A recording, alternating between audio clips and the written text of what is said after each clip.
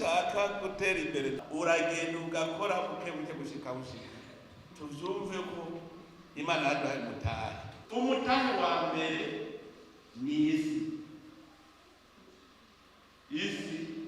ni imvura bitari tubifise imvura mu Burundi tuyifise amezi 9 n'icumi.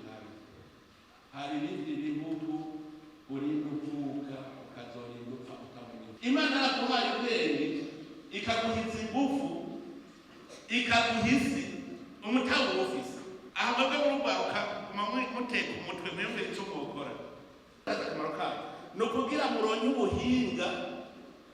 ubuhinga buzotuma ukora nico gituma uri kuhinga iyumvira uti bejewe niga nzego iki n'ubwo niga ngo ni fakultire muyize gucoroka akazi n'ingoga oya vuga uti ni giki nize noca nkora igice uzokora. Rero mwebwe mubimenye mutegure kazoza burya Burundi dushaka mu 2020 dushaka Burundi gukora Burundi bw'abakozi atari Burundi bw'abasavyi. Nico gituma rero ukore umunsi jewe ntakazi nzoza nzokwiga uce mu kwiga wiguti ni igiki nzokora niba warahereje abasore na ubu nyerekera inama uti nkora iki ntagira umuntu n'umwe yibwira ko adashobora gukora mwese nta n'umwe Imana yaremye ngo muze mwabakene. Imana iradukunda